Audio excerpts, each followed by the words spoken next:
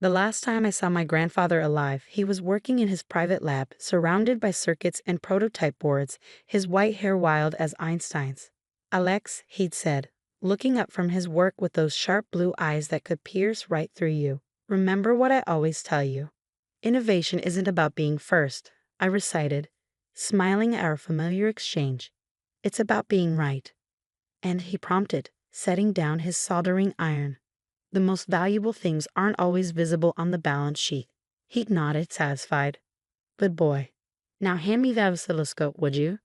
I was 28 then, fresh out of my PhD program in electrical engineering, working as a junior researcher at Quantum Tech, the company my grandfather had built from nothing into a billion-dollar technology empire. Everyone expected me to start at the top, but Grandpa insisted I begin in R&D just like he had 40 years ago. You need to understand how things work from the ground up, he'd said when I protested. Your uncle never did, and look how that turned out. Uncle Richard, my father's older brother, was CFO of Quantum Tech, but everyone knew he was just a figurehead. He had the family name but none of the technical brilliance that had made my grandfather successful. Dad might have been better suited for leadership, but he died in a climbing accident when I was 12, leaving me to be raised by my mother and grandfather. I didn't know it then, but that conversation in the lab would be our last. 2 weeks later, Grandpa Arthur Mitchell, founder and CEO of Quantum Tech, was found dead in his office. Heart attack, the doctors said. Natural causes. He was 78. The funeral was exactly as he would have hated it, formal, stuffy, full of corporate types more interested in the future of the company than in mourning its founder. Uncle Richard worked the crowd like a politician, shaking hands and accepting condolences with practiced grace. His wife Amanda hung on his arm, her designer black dress probably worth more than my yearly salary. Such a tragedy, I overheard her telling someone. But Richard is ready to step up. The company needs strong leadership now. I stood in the back, uncomfortable in my dark suit, missing the casual conversations Grandpa and I used to have over circuit boards and coffee. My mother squeezed my hand, understanding as always. He was so proud of you, she whispered. Never forget that. The will reading was scheduled for the following Monday at the corporate headquarters. I arrived early, passing through the familiar security checkpoints, nodding to researchers I knew from the labs. The company's legal team had arranged everything in the main conference room, all sleek glass and chrome, with views of the city skyline that Grandpa had always said reminded him how far he'd come from his garage startup days. Uncle Richard was already there, naturally, seated at the head of the table where Grandpa used to sit. Amanda perched beside him, tapping away on her phone.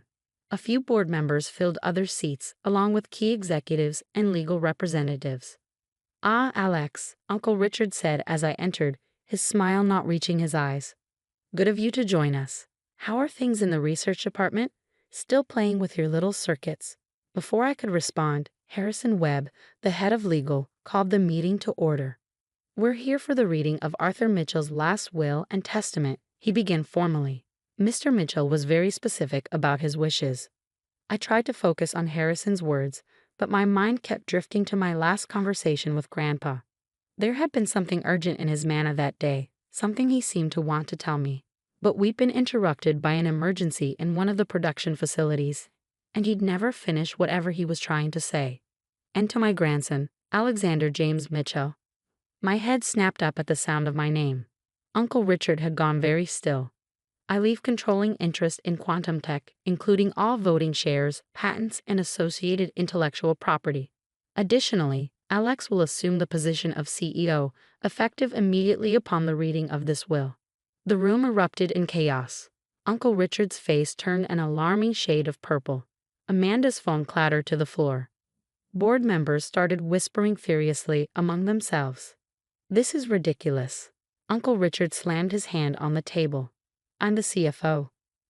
I've been running this company's finances for 20 years, and you're telling me Arthur left everything to this lab rat? Richard, Harrison said calmly, there's more. But Uncle Richard was on his feet now, pacing like a caged animal. He's not even 30. He has no business experience. He spends all his time tinkering in the basement labs like some overgrown science fair kid. Just like your father did, My mother's quiet voice cut through his tirade. She'd slipped into the room unnoticed during the commotion. Or have you forgotten how quantum tech started? That was different, Richard snapped. The industry was different. We need real leadership now, not some idealistic researcher who thinks he can follow in Arthur's footsteps. Mr. Webb, I said, keeping my voice steady despite the shock still reverberating through my system. You said there was more. Harrison nodded, shuffling his papers. Yes. There's a letter, to be read only in the presence of Alex and the board members. He glanced meaningfully at Amanda, who remained stubbornly in her seat. Private board members only, Harrison clarified. Amanda gathered her things and stormed out, shooting me a venomous look as she went. Once the room had cleared except for board members, Harrison opened a sealed envelope. The paper inside was covered in Grandpa's distinctive scrawl, not typed in formal like the will, but handwritten with the urgency I'd sensed in our last conversation. To the board of directors and my grandson Alex. Harrison read. If you're hearing this, then I ran out of time to tell you in person. Quantum tech is on the verge of something revolutionary. The work we've been doing in Lab Zero. Lab Zero? One of the board members interrupted. There is no Lab Zero. Oh, but there is. Harrison continued reading. Hidden beneath the main research facility. Only Alex and I knew about it. Inside, you'll find the future of quantum computing. A breakthrough that will change everything. But there are people who would kill for this technology, including some very close to home. The lab is secured with biometric locks keyed to Mitchell DNA. Alex, you'll know what to do when you see it. Trust no one until you understand everything. And Richard. Harrison paused, looking uncomfortable. What? Uncle Richard demanded. What did he say about me? I know what you've been planning with Global Tech. I have proof. Alex checked the safe in my private lab. The password is your father's birthday. The room fell silent. Global Tech was our biggest competitor, a tech giant that had been trying to acquire quantum tech for years. Any dealings with them would be a massive breach of corporate trust. This is insane, Uncle Richard said, but his voice had lost its anger, replaced by something that sounded almost like fear. Arthur was clearly losing his mind at the end. Hidden labs. Corporate espionage. He was paranoid. Nevertheless, Harrison said, these are his legal wishes. Alex is CEO, effective immediately. And given the serious nature of these allegations, I recommend a full audit of all executive communications and financial transactions. Uncle Richard stormed out of the room, nearly bowling over an assistant in his haste. The board members gathered their things, some offering me congratulations, others looking skeptical. Soon only Harrison, my mother, and I remained. Alex, Harrison said quietly, your grandfather added something else, for your eyes only. He handed me a small envelope. Inside was a single piece of paper with just one line. The quantum key is in the music box. Be careful who you trust. The music box. I knew exactly which one he meant. A handmade wooden box that had sat on his desk for as long as I could remember. It played our favorite back piece, the one he taught me to play on piano when I was young. I need to get to his private lab, I said, standing. Now. But as I would soon discover, I wasn't the only one with that idea. The security logs would later show that Uncle Richard had accessed the lab just minutes after leaving the conference room. What they wouldn't show was what he took, or what he was planning to do with it. My grandfather's private lab was exactly as I remembered it from our last conversation. Organized chaos of circuit boards, testing equipment, and handwritten notes in his distinctive scrawl. Except for one thing, the music box was missing from his desk. Someone's been here, I said, noting the disturbed desk pattern where the box should have been. Recently. Harrison Webb, who had insisted on accompanying me, pulled out his phone. I'll check the security logs. Yes, Richard accessed the lab 12 minutes after leaving the meeting. My heart raced as I approached the wall safe hidden behind a vintage vacuum tube diagram. One of Grandpa's favorite pieces of scientific history. The combination was indeed my father's birthday, 03 to 1772. Inside, I found a thick folder labeled Global Tech and a tablet computer I'd never seen before. The folder contained emails, financial records, and photographs that made my blood run cold. Uncle Richard had been secretly meeting with Global Tech executives for months, providing them with confidential quantum tech research data. But it was the tablet that held the real bombshell. "These are security recordings," Harrison observed as I swiped through the files, from cameras I didn't know existed. The footage showed Uncle Richard in numerous clandestine meetings, not just with global tech executives, but with people I recognized from our own board.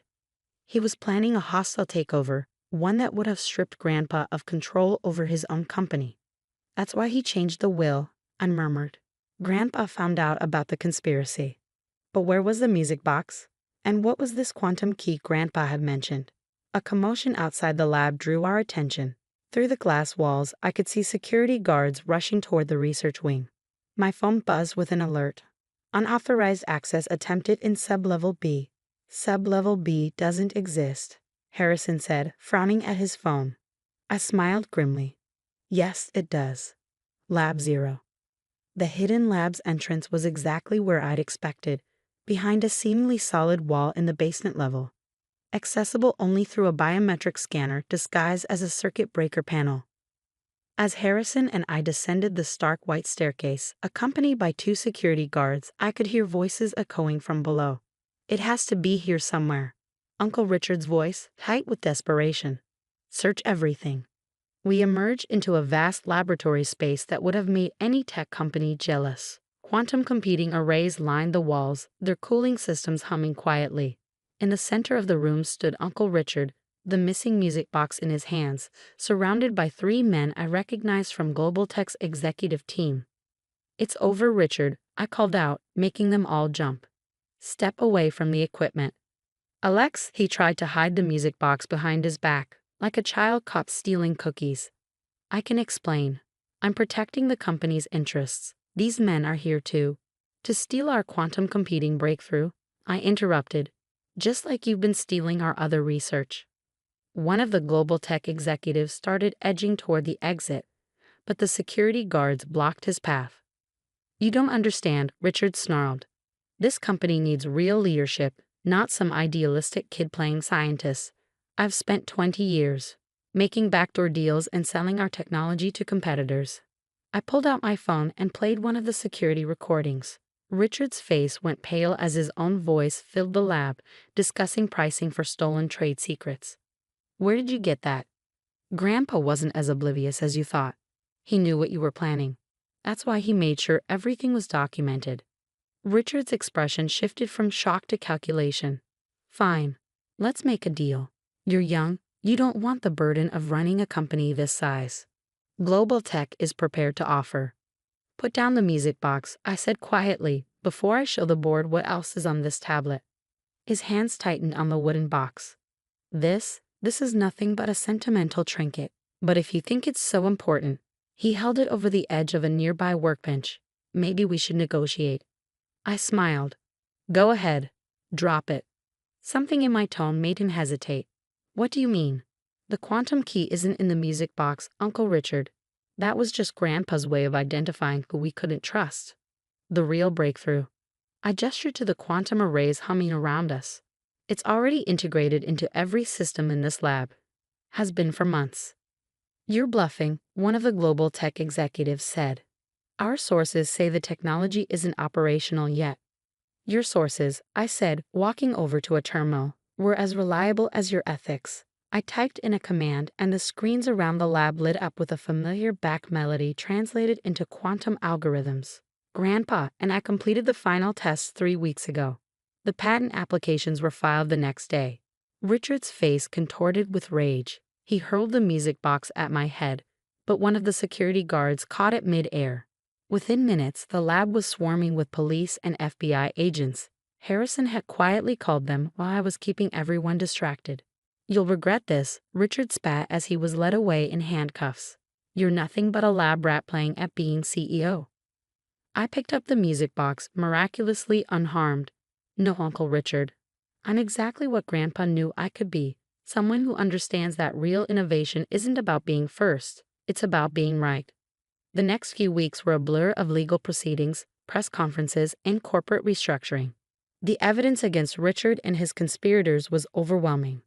The board, once they saw the security footage and financial records, voted unanimously to support my leadership. Quantum Tech's stock actually rose when the news broke, The market apparently appreciated a CEO who could protect corporate secrets and innovate at the same time. The quantum computing breakthrough, when we officially announced it, exceeded even our most optimistic projections. 1 month after the confrontation in Lab Zero, I sat in what was now my office, the music box restored to its place on the desk. My mother had just left after helping me hang a new piece of art. The vintage vacuum tube diagram that had hidden Grandpa's safe, now framed and mounted where I could see it every day. A knock at the door interrupted my thoughts. It was Dr. Chen, one of our senior researchers, practically bouncing with excitement. "Alex, the quantum network test results, they're even better than we predicted. Your grandfather's theories about quantum entanglement were spot on." I smiled, remembering all those late nights in the lab with Grandpa, discussing theories that seemed impossible then. "Show me," I said, following her toward the research wing. As we walked, we passed the wall of CEO portraits. Grandpa's photo was there now, right next to where mine would eventually hang. His eyes seemed to twinkle with that familiar mix of mischief and brilliance. "Innovation isn't about being first," I whispered. "It's about being right." And somewhere I was sure Grandpa was smiling. In the months that followed, quantum tech flourished under the new direction. We expanded the research division, established a foundation to support young scientists, and created a mentorship program that would have made Grandpa proud. Uncle Richard and his co-conspirators faced federal charges for corporate espionage and fraud. The music box still sits on my desk, playing Batch whenever I need inspiration. Inside, where Richard never thought to look, is an old photograph of Grandpa and me in his original garage lab. Both of us covered in solder burns and grinning like mad scientists. On the back, in his handwriting, is the real key to everything. The most valuable things aren't always visible on the balance sheet: love, trust, and the courage to do what's right. Never forget where we came from, and never stop looking toward where we're going. Love, Grandpa. Sometimes, late at night when I'm working in Lab Zero, I swear I can feel his presence in the hum of the quantum arrays, in the elegant dance of electrons and algorithms, in the endless possibility of discovery. And I know that while Richard saw only dollar signs and corporate power, Grandpa saw something far more valuable: the future and someone he trusted to guide it. Innovation isn't about being first, it's about being right. And sometimes being right means honoring the past while building the future, one quantum bit at a time.